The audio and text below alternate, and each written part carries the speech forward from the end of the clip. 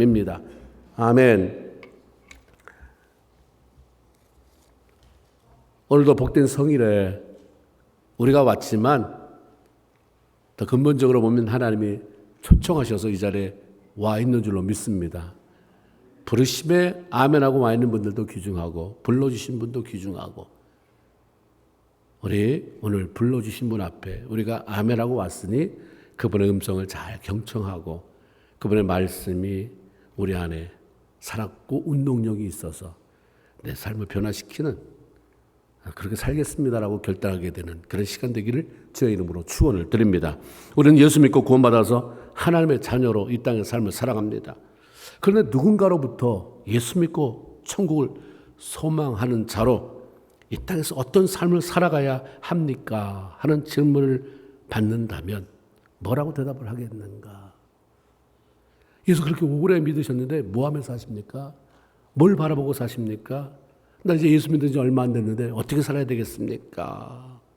그때 뭐라고 대답할 것인가? 우리는 예배를 잘 드리고요. 구제도 하고요. 선교도 하고 선한 일에 힘써야 되죠. 그런데 나도 그렇게 못 살아요. 늘 못 산다고 하는 게 뭘 못해서 그래서 마음에 한처럼 맺혀 있습니다. 주로 행위에 초점을 맞추어서 대답을 하게 될 것입니다. 주님께서 행함이 없는 믿음은 죽은 믿음이다 하셨기 때문에 맞습니다. 행해야죠. 해야 돼요. 가서 선한 일도 하고 구제도 하고. 그런데 중요한 것을 말한다면 이것도 중요하지만 좀 더 중요한 걸 말한다면 내가 믿는 그 하나님이 누구인지를 제대로 잘 아는 것입니다. 우리가 덮어놓고 믿을 때가 참 많잖아요. 어떤 분 그렇게 얘기해요. 성경이 있는데 안 열어보고 덮어놓고 믿는데요. 덮어놓고 믿어요. 평생 가다 안 열어보고 믿어요. 이거는 그냥 무기요. 그냥 가방에 드는 어떤 놈이 나타나면 어떤 사람이 이걸 벌레도 죽여요. 근데 우리 알고 믿어야 되잖아요. 내가 믿는 하나님이 누구냐. 이걸 모르고 믿기 때문에 엉터리로 가르쳐도 확실히 누구 가르치면 이단으로 넘어가는 사람이 그렇게 많은 거예요. 예수 믿는 사람 중에 많은 사람이 이단으로 가잖아요. 거의 말씀 없이 열심히 다니는 사람들이에요.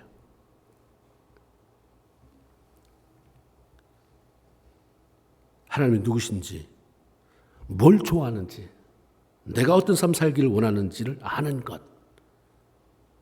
그래서 주님이 이걸 좋아하는구나. 그래서 주님이 이걸 좋아하기 때문에 내가 이렇게 살아야 되겠구나. 나와야 되는 거죠. 그래야 대충 아니면 짐작으로가 아니라 그분의 마음에 들고 그분을 기쁘시게 하는 바로 그 삶 살아서 열매가 있게 되는 것이고 예수 믿으니까 이런 축복이 오는구나.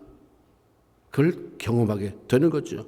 그러게 호세아서 6장 3절에 호세아 선지자는 그러므로 우리는 여호와를 알자. 기회가 되면 하고 말면 말고가 아니라 힘써서 여호와를 알자라고 말씀하고 있는 것입니다. 유한한 인간이 절대자요 거룩한 신이신 하나님을 안다고 하는 것은 불가능한 일입니다.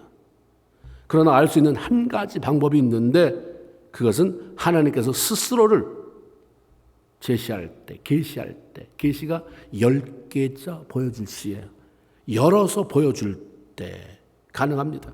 그 성경은 하나님의 자기 계시다 이렇게 얘기해요. 성경은 그냥 이것저것 좋은 말씀을 다 모아놓은 게 아니라 하나님이 난 이런 하나님이다라고 보여준 계시다 이 말이에요. 계시. 하나님은 성경을 통해서 내가 어떤 하나님인지, 내가 뭘 좋아하는지, 어떠할 때 내가 이렇게 호통을 치는지 자세히 알려주십니다. 그러게 신앙인들은 말씀과 더불어요. 말씀과 더불어라고 하는 열심과 더불어가 아니라 말씀과 더불어가 먼저 돼야 돼요. 말씀을 모르면 내 생각대로 그냥 내가 좋을 대로 이렇게 하는 게 좋을 것 같아서 어떤 데는 내가 좋을 것과 하나님이 좋아하는 것은 상이하게 틀릴 수 있어요. 사사기 21장 25절에 그때 이스라엘에 왕이 없으므로 사람이 각각 자기의 소견에 옳은 대로 틀린 대로 살지 않았어요. 자기는 다 옳다고 했는데 그게 얼마나 좌충우돌, 얼마나 나라를 혼란하게 만들었습니까? 왕 대신 하나님의 말씀이 사라지고 사람들이 각기 자기의 의견을 고집하며 저마다 목소리를 높일 때에 그 공동체는 가정이든 교회든 사회든 아주 위기가 찾아와요. 시끄러워집니다. 다 옳다는데. 사장님 말도 옳지만 내 말도 옳아요. 직원들이 다 그래봐요. 다 옳대요. 그 사장님이 어떻게 저렇게 뭘 모를까? 다 부딪혀요. 얼마나 시끄럽겠어요? 그런 회사가 잘 되겠어요? 그런 가정이, 그런 교회가 잘 되겠느냐 이 말입니다. 반드시 위기가 찾아와요. 서로 자신이 옳다고 싸우면 목소리가 크고 자기 주장이 강한 사람이 이기게 되겠죠.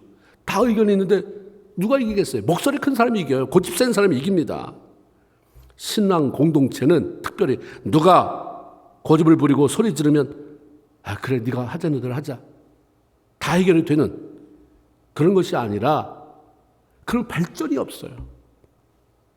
하나님의 말씀이 분명하다 그러면 다 자기가 그냥 여기까지 주장하고 싶은 거 다 내려놓는 말씀. 그래서 성경에 보면 God said 많이 나와요. God said 하나님이 말씀하시다. 가라사대 그럼 다 엎어지는 거죠. 근데 안 나요.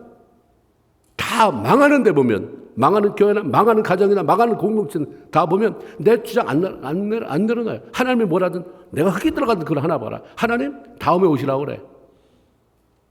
일단 내가 다 일단 한 다음에 큰 소리 지르고 다 한 다음에 하나님 찾으니까 이미 그게 없어요. 그러니까 그냥 나 혼자 부르짖으면서 사는 거예요. 응답은 안 오는데 나 혼자 신앙생활, 종교생활 하는 거죠.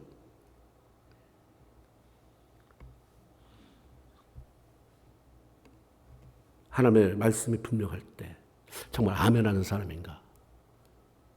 어떤 때는 부들부들하잖아. 부들부들. 이거 내가 내려놔야 되나? 그럼 나 바보 되는데 내 자존심은 뭐야? 나 여태까지 내 이렇게 한다고 말했는데 갑자기 하루아침에 그러면 하나님의 말씀 이거라고 해서 내가 놓으면 나는 뭐가 되나? 아니죠. 하나님은 대단하게 역사하세요. 그렇게 한번 해보세요. 어떻게 일하시는가? 성경에는 하나님 자신이 누구인지를 드러내고 알려주는 구절이 참 많이 있는데 제가 오늘 특별히 이사야 48장 17절 말씀을 읽어드리려고 합니다. 나는 하나님이에요. 나는 내게 유익하도록 가르치고 너를 마땅히 행할 길로 인도하는 너희 하나님 여호와다. 가르치고 이끄시는 하나님. 하나님은 가르치시는 분. 내가 손해보는 삶 살기를 원치 않아요. 여러분이 가서 자식들이 얻어 마주오면 어떤 엄마는 이놈의 자식아 바보같이 넌 손이 없어 뭐가 없어 때려. 지들이 속상하니까 그런 거죠. 잘했다가 아니라 우리 하나님이 이 땅에 수도 악한 사람이 다 갖다가 쓰는데 기승을 부리고 모든 것들 차지하는데 그걸 좋으시겠습니까? 하나님은 내 자녀가 잘 되기를 원하시는 분이에요. 내 자녀를 통해서 이 땅에 영향력 끼치기를 원하는데 그 가르치잖아요. 유익하기 위해서 가르치는데 가르치면 안 들어요. 안 배우려고 들어요. 성경에 보면 예수님이 고난을 통해서 순종을 배웠다. 예수님이 가르치시는 분이지만 예수님이 배우는 분으로 표현되어 있어요. 배워서. 이 땅에 살을 때 배웠는데 오늘은 안 배워요. 배웠습니까? 예수 믿는 거 배워서. 가르침을 받았어. 내가 여기까지 성장했다. 안 들어요. 그러니까 유익함이 많이 사라지는 것입니다. 하나님은 나를 마땅히 행할 길, 네 마음대로 사는 게 아니라 그렇게 살면 헛수고다야. 너 애쓰는 것 같은데 그거 다 헛수고야. 쓸데없는 길 가는 거야. 요 길이야. 요 길 마땅히 행할 길, 그 길로 인도하시는 분이다 얘기하죠. 인도한다, 이끈다 하는 말은 다른 어떤 대상에게 그걸 뺏기지 않으려고 손에 움켜쥐 꼭 잡는 거죠. 그래서 목적하는 바를 향해서 목표에 다다르기 위해서 그를 데리고 가는 것, 그게 인도한다, 이끈다라고 얘기할 수 있습니다. 하나님의 선하신 인도, 그분의 이끄심은 모든 자녀에게 다 해당돼요. 다 이끌어요. 누구는 이끌고 누구는 안 이끌고 하지 않습니다. 신명기 8장 14절을 보면 여호와는 너를 애굽 땅 종되었던 집에서 이끌어내어 너를 인도하여 그 광대하고 위험한 광야 곧 불뱀과 전갈이 있고 풀이 없는 건조한 땅을 지나게 하였으며 라는 말씀이 있습니다. 하나님은 애굽에 있는 이스라엘 백성들을 젖과 꿀이 흐르는 땅 가나안, 그 약속의 땅 가나안으로 이주시키기 위해서 모두를 들고 나왔어요. 한 명도 죄 없이. 그런데 그들 모두가 다 가나안 땅에 들어갔냐 이 말이에요. 하나님 인도에 냈는데. 가나안 땅에 들으려고 인도에 냈는데 그 다 들어갔습니까? 대답은 노예요. 그때 나온 숫자가 장정만 60만이라고 했어요. 그래서 우리가 부인도 있고 할머니, 할아버지, 그래서 64, 24, 사반을 해서 240만 명이 나왔다 이렇게 얘기를 하는데 60만 명이라고 하는 1세대 중에서 하나님의 이끄신 가운데 애굽을 떠나서 목적지 가나안 땅에 간 사람은 여호수아와 갈렙 두 사람이에요. 어떻게 60만 명 중에서 다 나왔잖아요. 주님이 인도 안 한 게 아니에요. 다 인도해냈는데 어떻게 들어간 사람, 그 목적지까지 인도함을 받은 사람, 하나님이 중간에 포기했습니까? 아니 끝까지 갔는데 어떻게 들어간 사람이 없느냐? 인도함을 못 받은 거죠. 59만 8천, 어떻게 되나? 59만 9,998명? 2명만 갔으니까 하여튼간 여호수아 갈렙. 그럼 뭐가 문제냐 이 말이에요. 하나님의 인도가 잘못됐느냐? 뭐가 문제냐? 둘 중에 하나예요. 하나님의 인도함이 잘못됐거나 하나님의 그 이끄심을 받는 사람들에게 문제가 있거나. 우리가 성경 다 읽었잖아요. 이미. 출애굽기 읽었습니다. 민수기 읽었어요. 그때 여정 다 봤어요. 인도함을 받는 사람의 문제예요. 인도함을 안 받아요. 어쩔 수 없이 돌아갈 수 없잖아요. 나침판이 있어, 길이 있어, 차가 있어. 가긴 가야 되는데 투덜투덜 그건 인도함을 받는 게 아니에요. 원망불평 쏟아내면서 그냥 차라리 가라, 차라리 가. 왜 나왔냐? 이러고 싶은 마음이 들게끔 그렇게 죽는 순간까지 투덜댔다가 결국 다 죽잖아요. 2명만 남아요. 히브리서 4장 2절에 그 들은 바 말씀이 저에게 유익되지 못하는 것은 듣는 자가 믿음을 화합지 아니함이니라. 이런 말씀이 있습니다. 왜 똑같은 자리에서 똑같은 말씀을 듣는데 어떤 사람은 유익을 얻고 성장하는데 막 가슴이 불타서 그렇게 살아야지. 내가 이렇게 살면 안 되는데 하면서 삶의 변화를 가져오는데 어떤 사람은 유익이 되지 않는가? 왜 그렇게 오히려 성장은 고사하고 메말라가는가?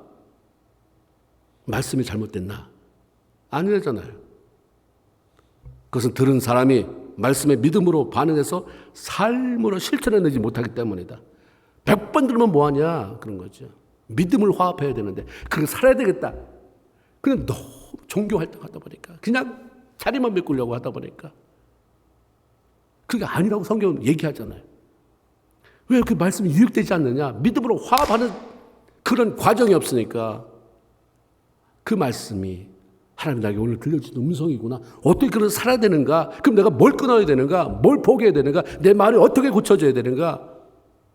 믿음으로 화합해서 그렇게 살아야 되는데 그렇지 않으니까 100이면 100 다 흘러가는 거예요. 믿음으로 화합지 않는 말씀은 엉겨붙질 않아요. 그냥 미끄러져 나가는 거예요. 여기서 들었다 여기서 나간다. 기억력이 없어서 너 믿음이 없어서 그러는 거예요. 믿음으로 화합하려고 하는 마음을 가지고 말씀을 경청하면 이게 붙어요. 끈적끈적하게 남는 게 있다 이 말입니다.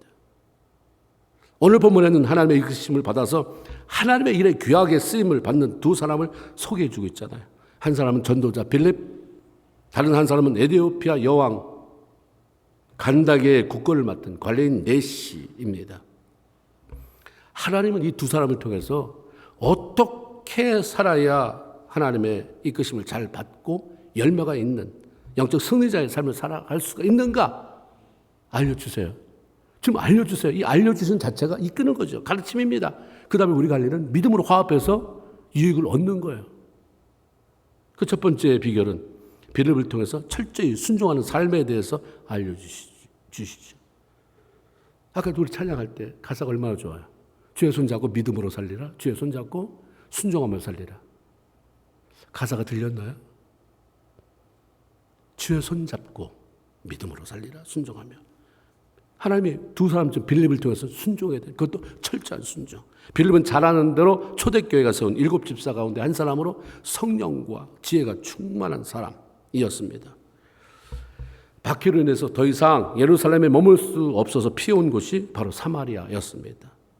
많은 데가 있었는데 유대인들이 꺼리던 그 지방을 선택한 것은 이 사람이 거기에 대한 소명이 있었든지 하나님의 강압적으로 밀어붙였든지 어쨌든 그가 서 있던 곳이 사마리아 땅이었습니다. 이방인의 땅이요 영적으로 촉박한 곳, 사마리아에서 말씀을 전할 때 하나님이 항상 보면 열악한 곳에 순종하고 가면 더 놀라운 역사가 일어나요. 내가 힘들어서 나는 기도해 주는 사람도 없다. 우리 아버지 어머니는 믿음도 없고 내가 첫 세대다.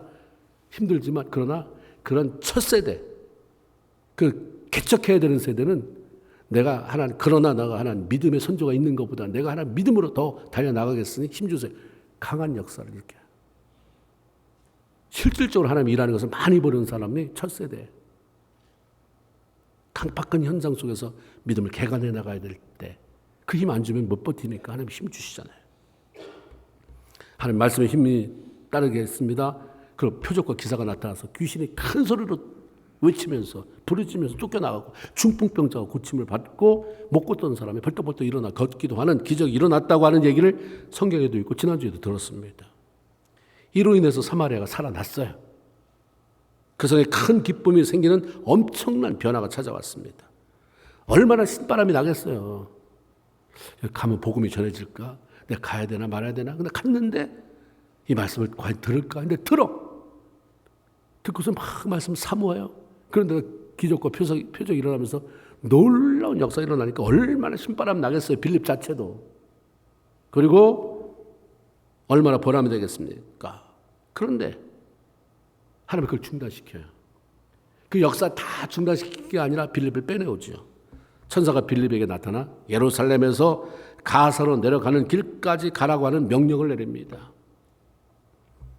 예루살렘에서 가사라고 하는 지역까지는 이스라엘의 남서쪽으로 45마일 떨어진 곳이라고 합니다. 어디로 가야 하는지 알려줘요. 근데 그 길은 그 당시 걸어가야 되는데 참 먼 길이에요. 그리고 그 길의 형편이 멀뿐만 아니라 광야다.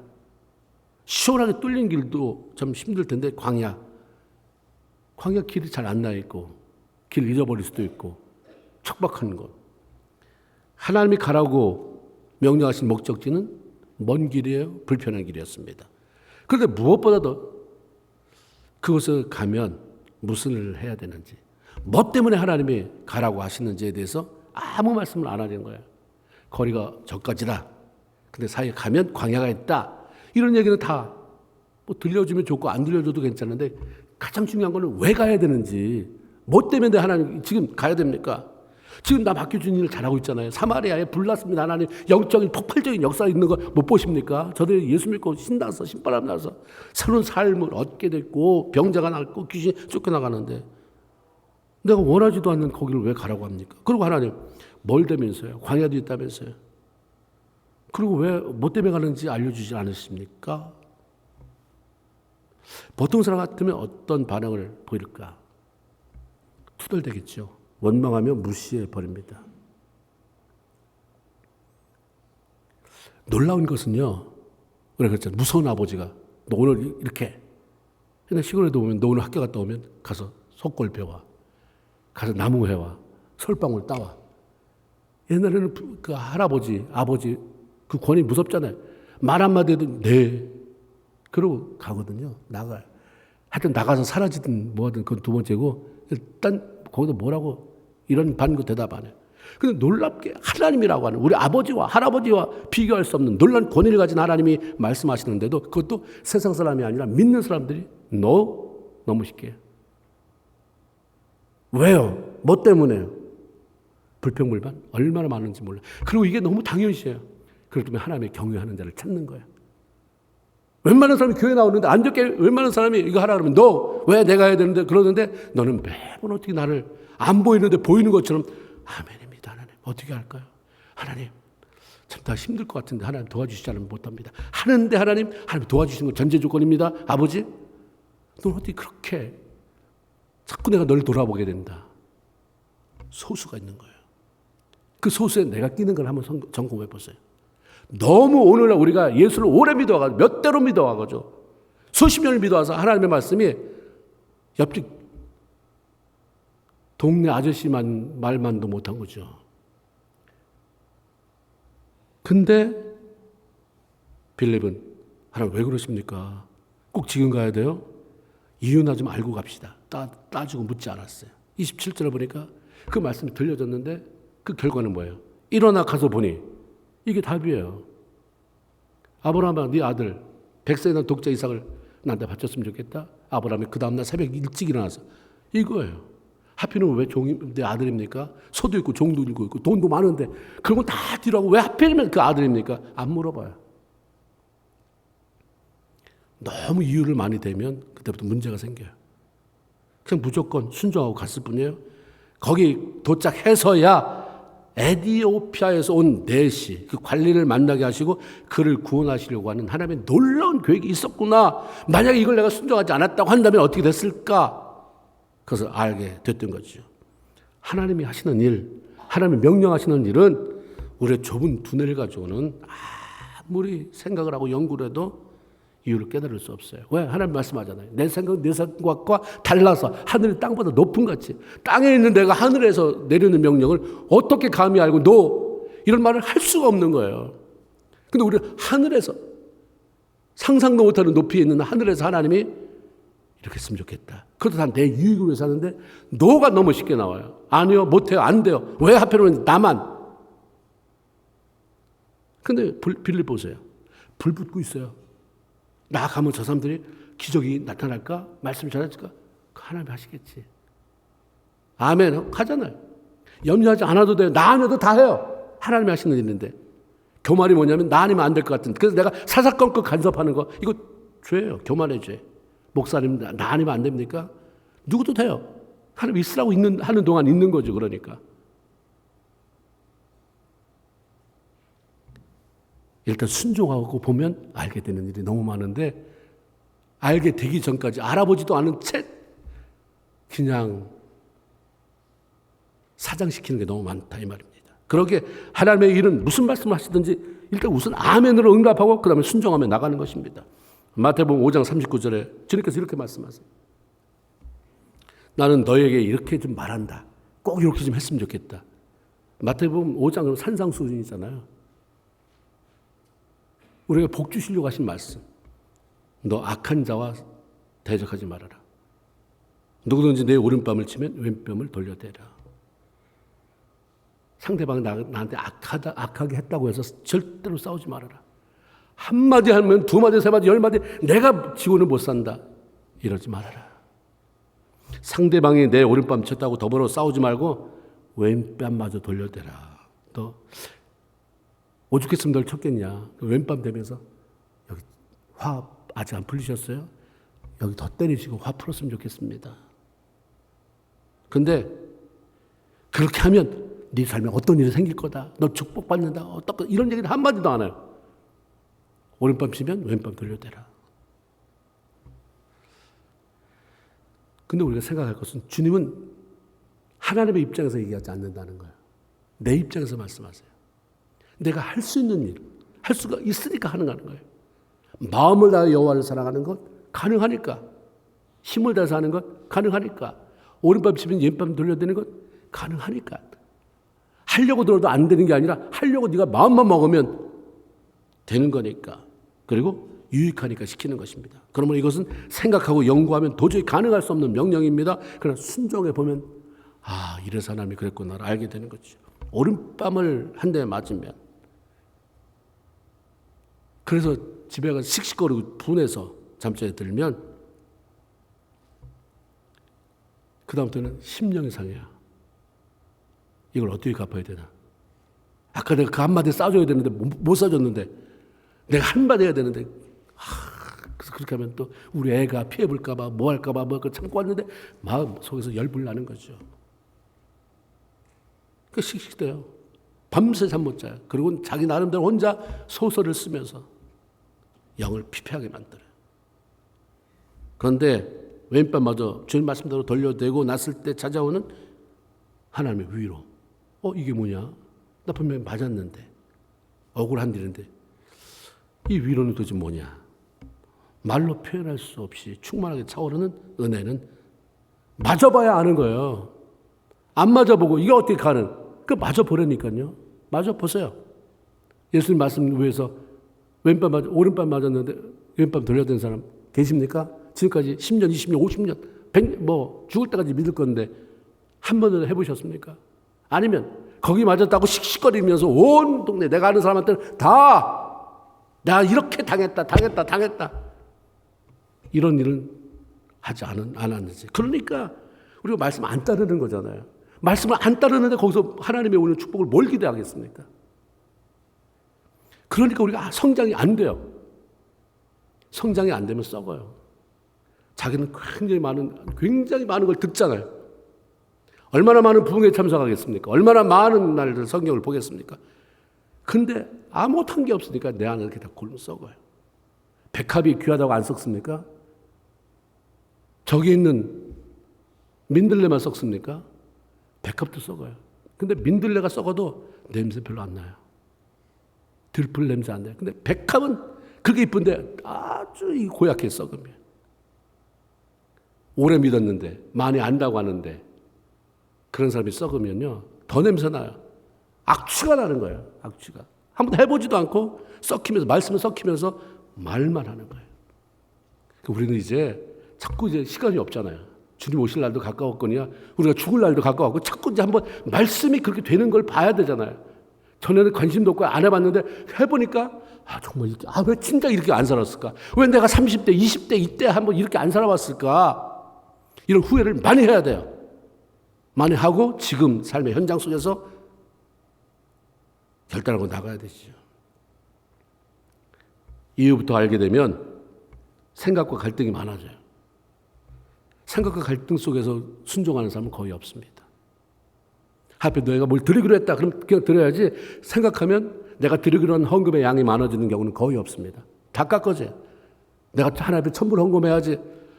곰곰이 생각해보니까 여러 가지 생각해보니까 애한테 뭐도 사줘야 되고 뭐도 해야 되고 이렇게 생각해서 그 다음에 2,000불을 드렸다. 있을 수 없는 일이에요. 처음에 온 감동대로 순종하지 않으면 다 깎아요. 우리는. 그게 물질로 제가 예를 들어서 그렇지 뭐 누구와 화해해라, 누굴 찾아가라 이런 다 안 되는 거예요. 미리 이후부터 알면 하나님의 큰 일을 놓치게 되고요. 계산하고 머뭇거리면서 포기해버리기 때문에 순종해야 받게 되는, 순종하고 나면 받게 될 하나님의 그 은혜와 크신 복을 다 놓치는 것입니다. 나는 별로 은혜를 받아본 게 없어.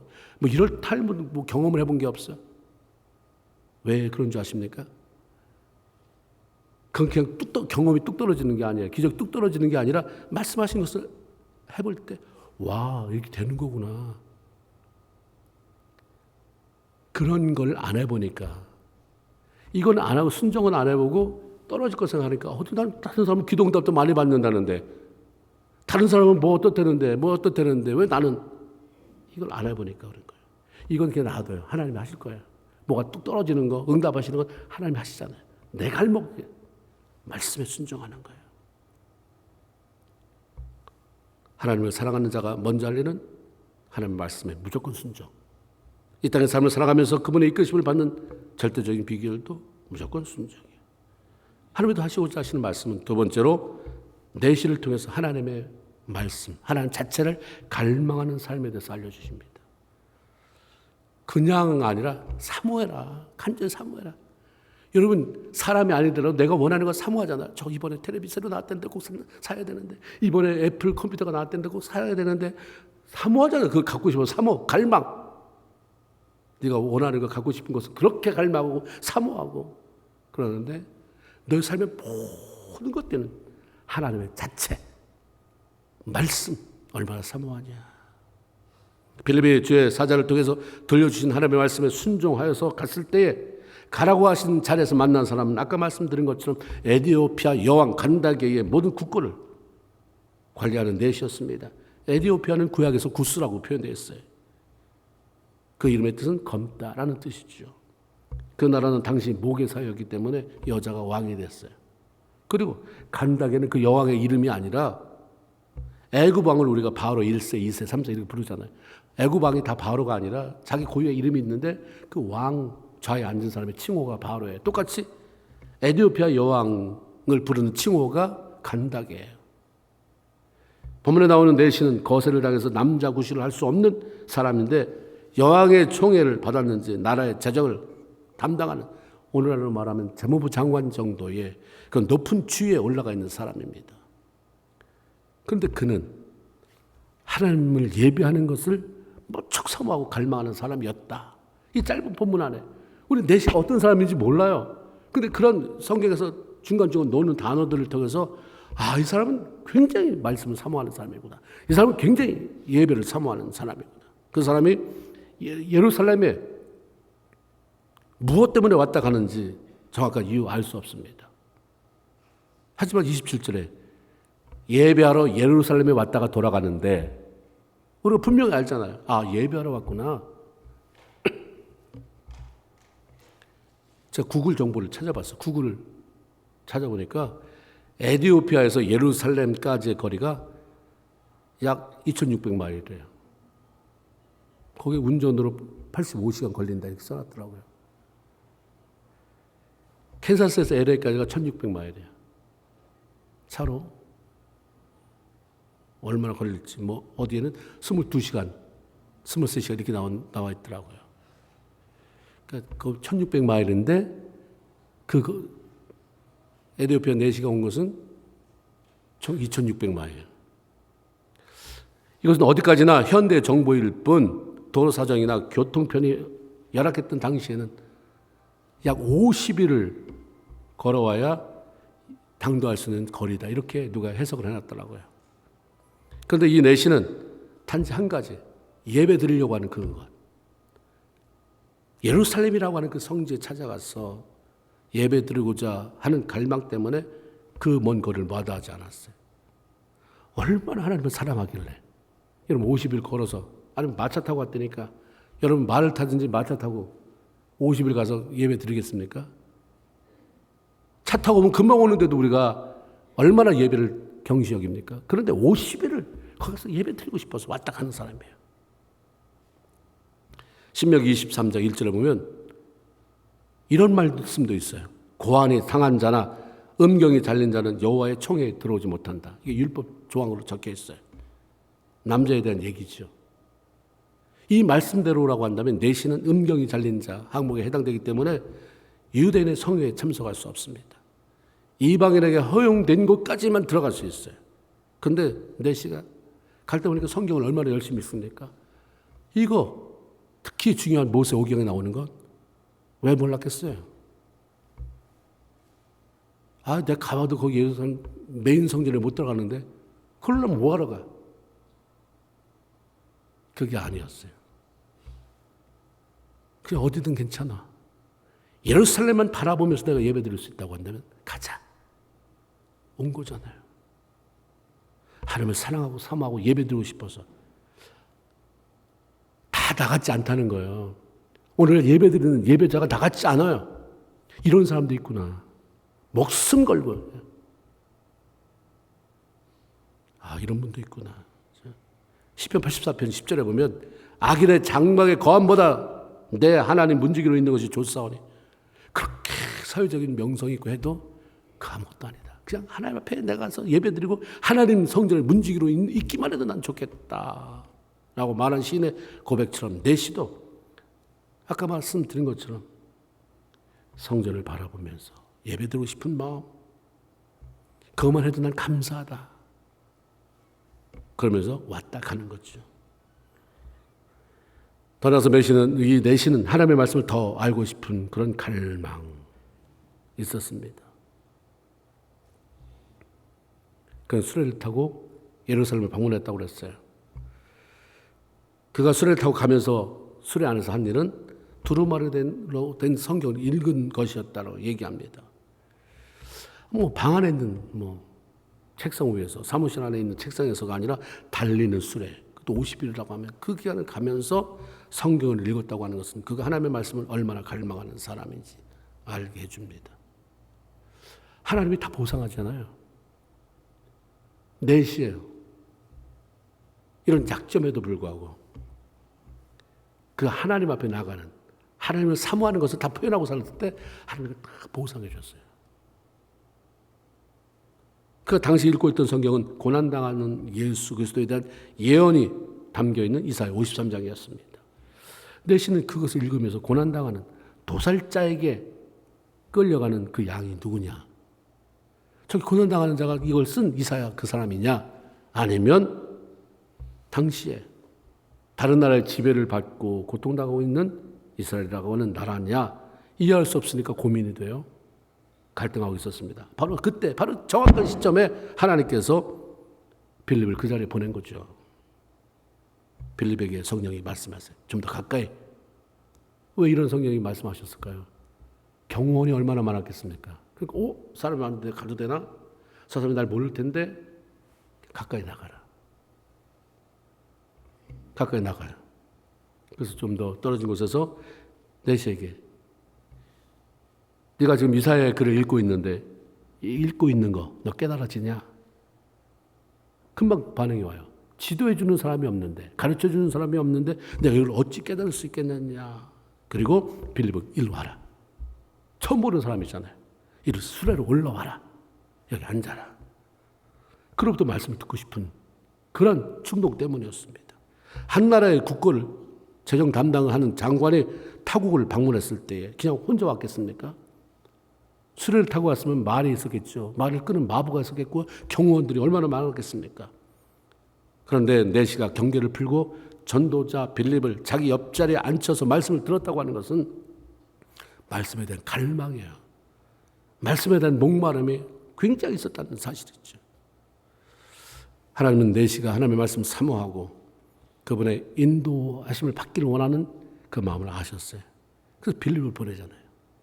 마음이 있으면, 사모하는 마음이 있으면 안 될 것 같은데 사람이 나타나요. 붙어요. 열려요.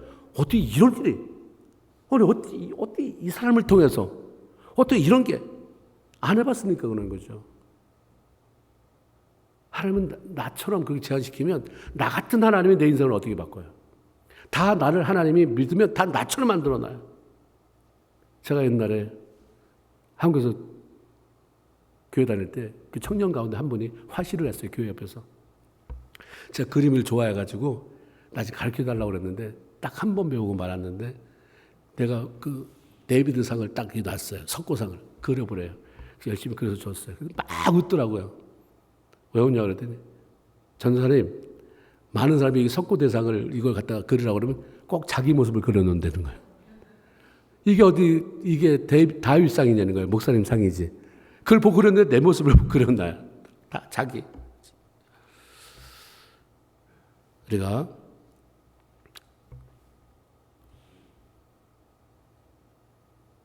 빌립이 제가 그 말씀을 왜 했는지는 모르지만 생각나면 다시 말씀드리겠습니다. 내시가 그렇게 사모하는 마음, 그렇죠? 그 사모하는 마음이 있으니까 하나님이 그 마음을 아직 보내요. 내가 간절히 사모하면 그 마음속에 한 부어주신 놀라운 은혜가 있어요. 일단 해보세요. 사모해보세요. 뭘 달라고 하기 전에 왜 하나님은 사모가 안 되고 왜 맨날 필요한 것만 이렇게 리스트를 쫙 적어가지고. 그래 우리가 많이 그래요. 필요한 거 있으면 리스트를 다 적어라. 기도해라. 필요한 거 맞아요. 근데 하나님이 나한테 비쳤습니까? 일단 그걸 사랑해야죠. 하나님 나한테 주는 거는 나한테 빚졌기 때문에 갚아주는 게 아니라 그냥 사랑 때문에 주는 거기 때문에 쏟아지게 하려면 그분을 사랑하는 게 퍼스트예요. 이사야 53장 시작해서 이 빌립이 예수 그리스도 십자가 돌아가신 어린 양 되신 예수 그리스도에 대한 복음을 전했고 마침내 복음을 받아들인 이 내시가 얼마나 기뻤는지 내가 주저할 게 뭐 있냐. 자청해서 세례를 받아요. 세례 받으세요. 세례 받으세요. 교회 나오는데 얼마나 됐는데 세례를 왜 안 받으십니까가 아니라 내가 뭘 주저하겠느냐. 나 이렇게 주님 사랑하고 마음이 뜨거워졌는데 나 저기 물도 보이는데 세례 달라. 에티오피아 최초의 기독교인이 됐다고 해요. AD 330년 에티오피아는 왕을 비롯해서 백성들이 복음을 받아들여서 세계 역사상 처음으로 기독교를 국교로 삼은 나라였다고 말을 하죠. 에티오피아 많은 사람들이 에티오피아 정교회 교인인데 그 역사를 보면 이 교회의 시작은 바로 여왕 간다게의 모든 국고를 받던 내시로부터 시작이 됐다. 이렇게 기록이 되어 있다고 합니다. 이렇게 해서 복음이 예루살렘을 벗어났어요. 유다를 벗어났습니다. 사마리아를 벗어났어요. 전 세계를 향해 가게 됐습니다. 하나님은 넷이라고 하는 약점을 가진 사람을 통해서 누구도 할 수 없는 그 놀라운 일을 행하게 하셨어요. 넷이기 때문에 했습니까? 그럼에도 불구하고 하나님을 사랑하니까, 하나님을 사모하니까, 하나님의 인도를 철저히 따라가려고 하니까 그 하나님이 그런 사람을 통해서 놀라운 역사를 일으켰어요.